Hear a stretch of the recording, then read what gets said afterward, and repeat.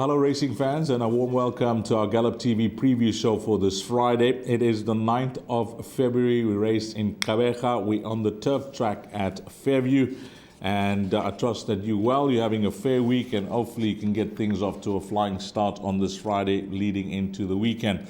What's on the betting menu for Fairview? Well, we got 8 races carded. Race number 1, which should kick off the bipod, begins at 12:45. And if you're a pick 6 player, well, you need to get on. The big one will begin at 13:55. As always, it's Grant Paddock, our analyst for the show. And Grant, 9th of February, this Friday, we're on the turf track. And how's the card looking? Morning, D's. Morning, punters. Yeah, decent card Friday. Not that easy. There's 2 horses that stand out on the day, and there's a couple of very competitive races. So hopefully we can steer the punters in the right direction. The weather this week has been very good. We've had hot weather. Course will be running nice and quick.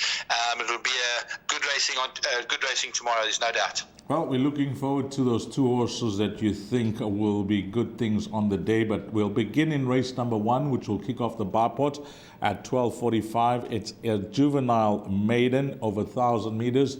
Lots of unknowns in the field here, Grant, but this is the way they're betting. Horses in single figures at the time of recording. Number 5, My Best Shot, from 3-1. That's into 5-2. Number 7 is Solvinian at 8-10.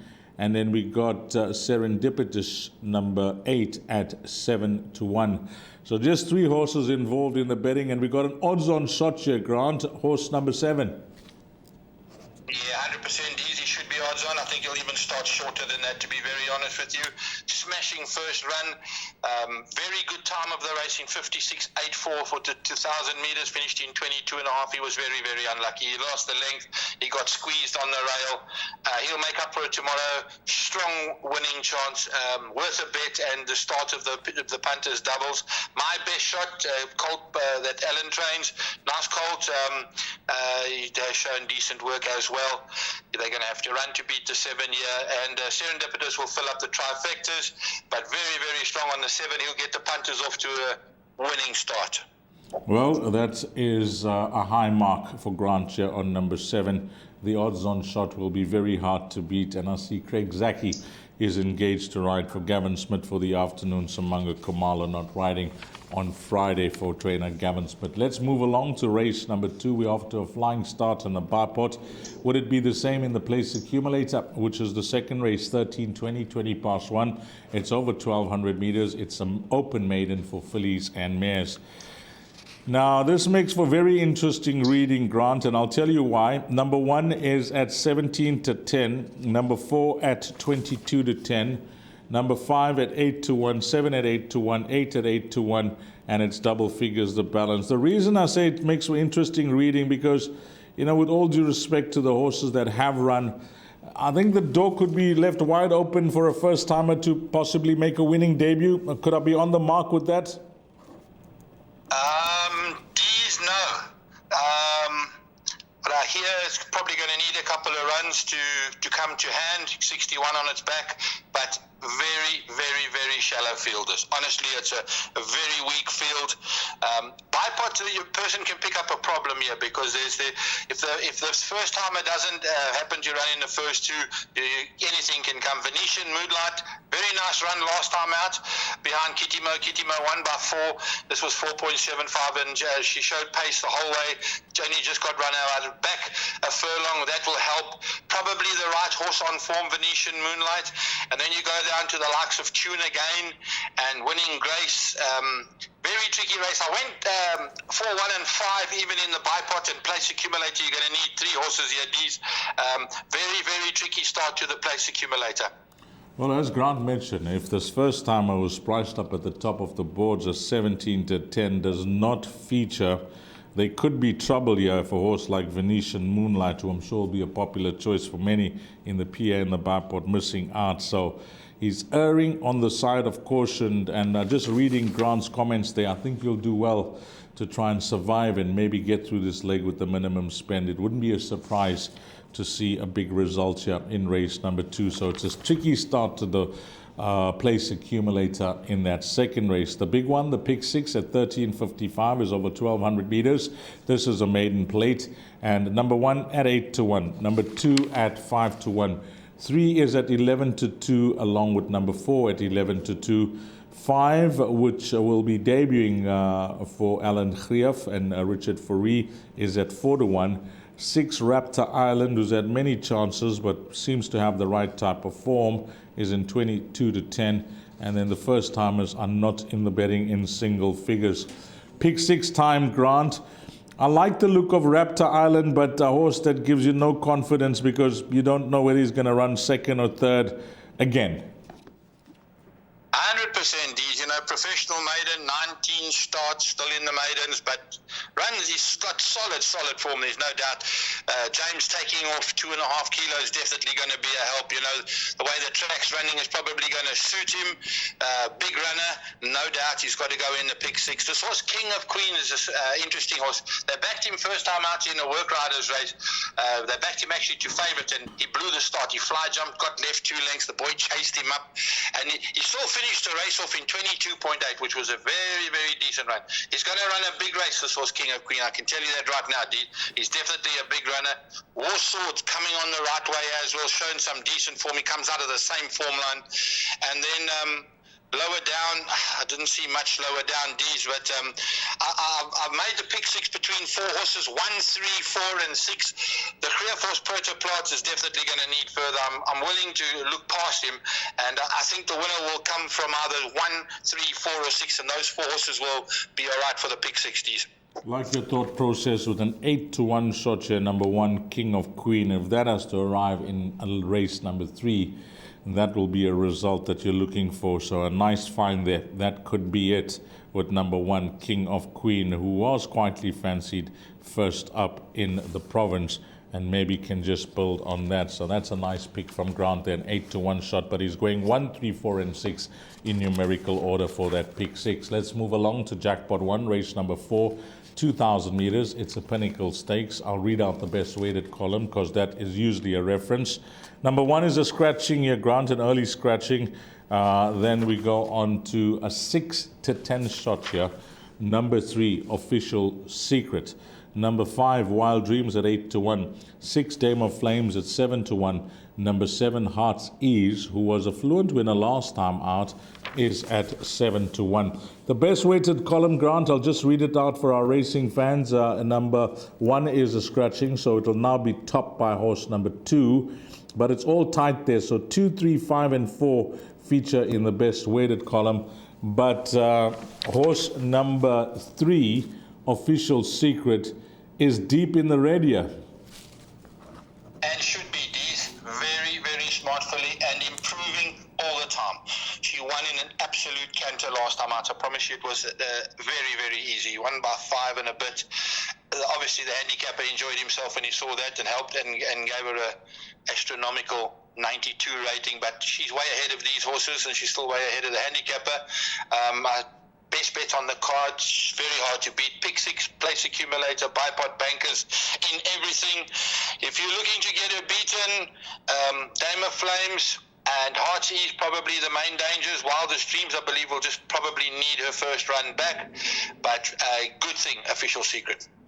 Grant, I just want to ask you about one horse because you always have your ear on the ground. Maybe you know something. I didn't read the Stipes report.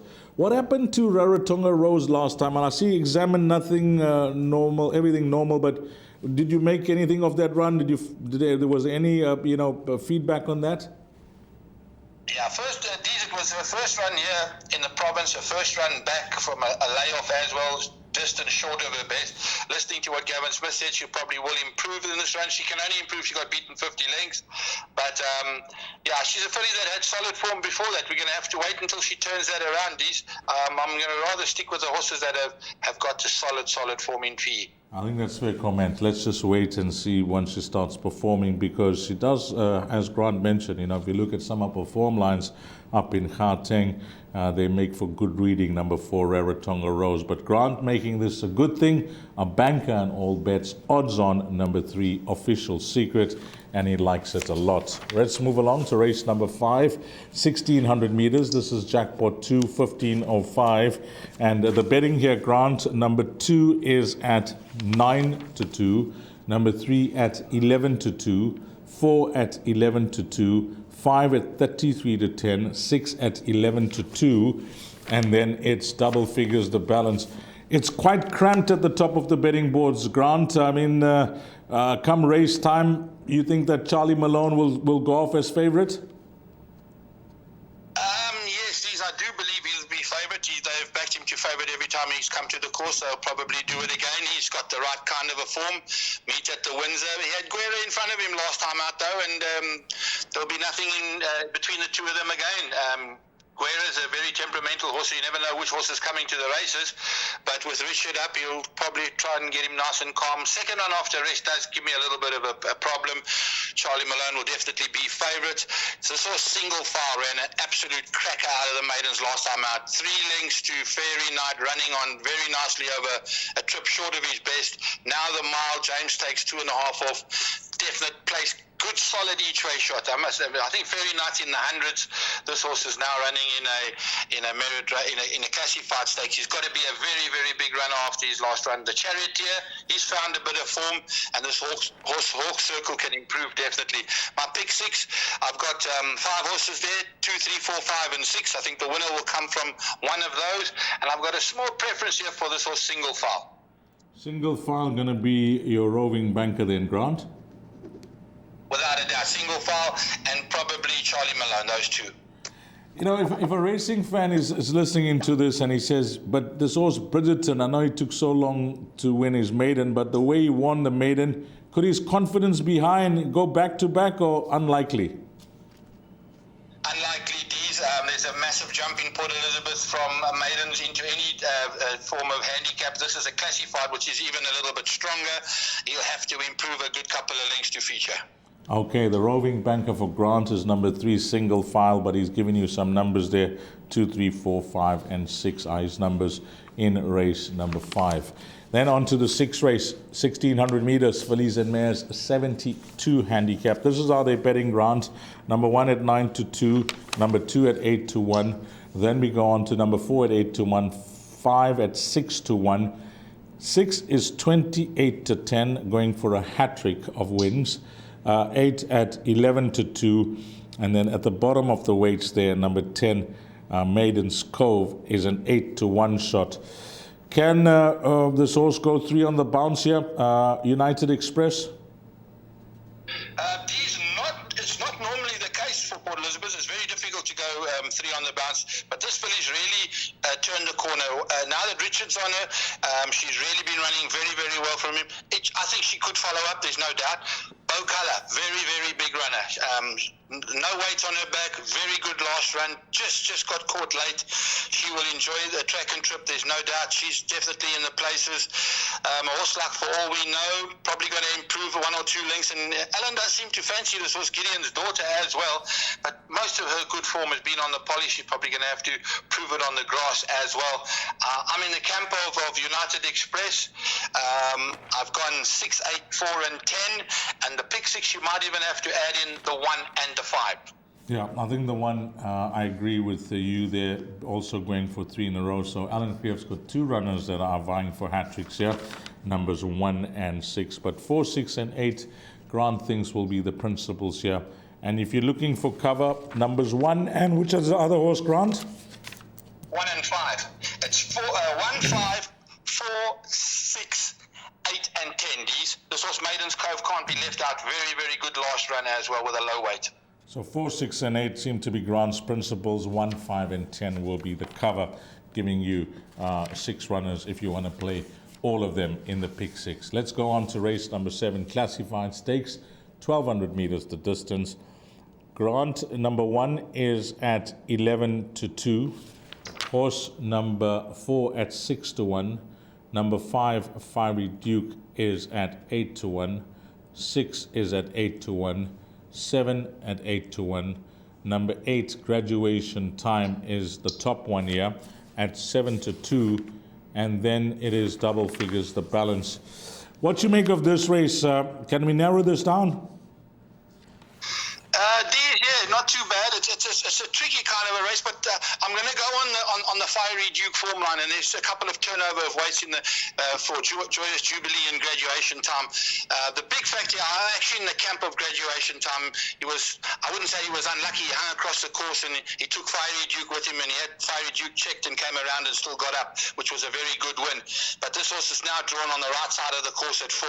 He'll be on that inside rail, there's no doubt, and he's definitely going to be the horse to beat Graduation Time. Joyous Jubilee, definitely also right side of the course. He'll be there. Fiery Duke doesn't know how to run a bad race. He'll get enough cover, likes a little bit of pace in front of him, and then runs hard. He won a good race, but got 4 points for it, even though he won ahead. A bit of talk for this horse, Warm Winter Night, who was very unfortunate first time out, very unlucky behind Captain TikTok. So he's a definite runner as well. So D's, the winner will come from one of those horses, 8, 10, 5, and 2. 8, 10, 5, and 2. I just want to pick your brain about Graduation Time and Fiery Duke, because I know that Graduation Time is, 2.5 kgs better off, but it's a 1,200 meter trip. There's such a big discrepancy in the betting here. Graduation Time at 7-2 and Fiery Duke at 8-1. That's why my value bet on the day is Fiery Duke. I tell you what, if he doesn't get carried across the course in his last run, he probably wouldn't win it comfortably 2.5 lengths. He had to check at a vital stage, come around, and then grab Graduation Time ahead. So he's definitely a runner, even though he got the 4 points. There is the turnover weights. But the big thing here down the straight at Fairview at the moment, the draws down the inside are definitely better. And with the horse that hangs in, Graduation Time is going to be on that rail, and that'll give him a line to run at. He won't be hanging. That's why I'm in the camp of Graduation Time, but Fiery Duke will be very close to him. Okay, the value Fiery Duke ahead of Graduation Time in 8-1 versus 7-2. That could be on the mark in race number 7.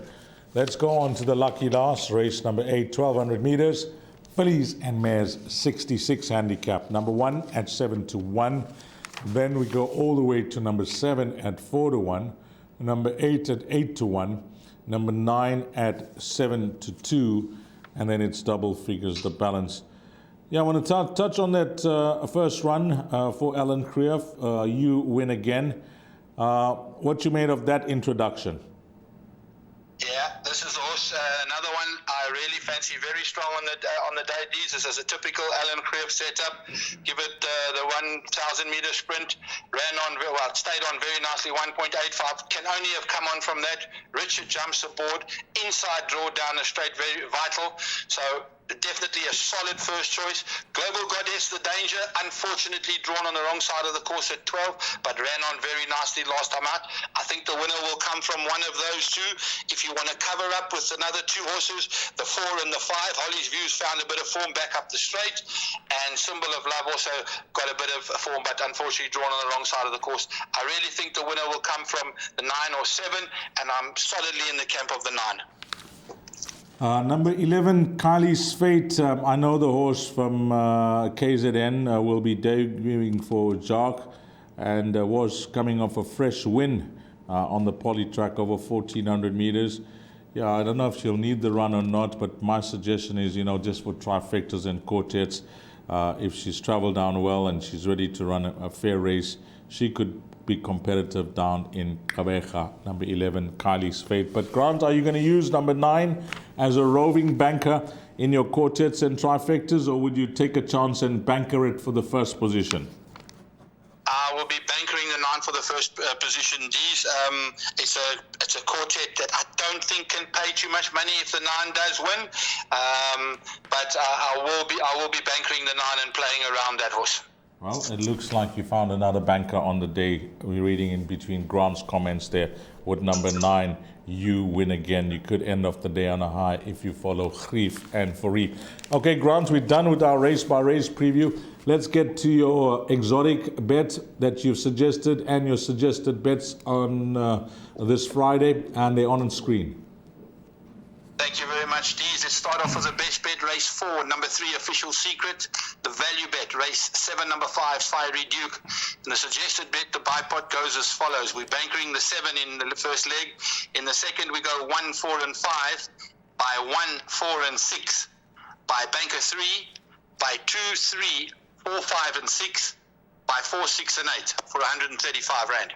Yeah, that sounds like a decent figure. Along with Official Secret and Fiery Duke, if I look back on the race by race preview, you think maybe we can add Slavonian in race number 1, and then maybe you win again in race number 8 to those multiples?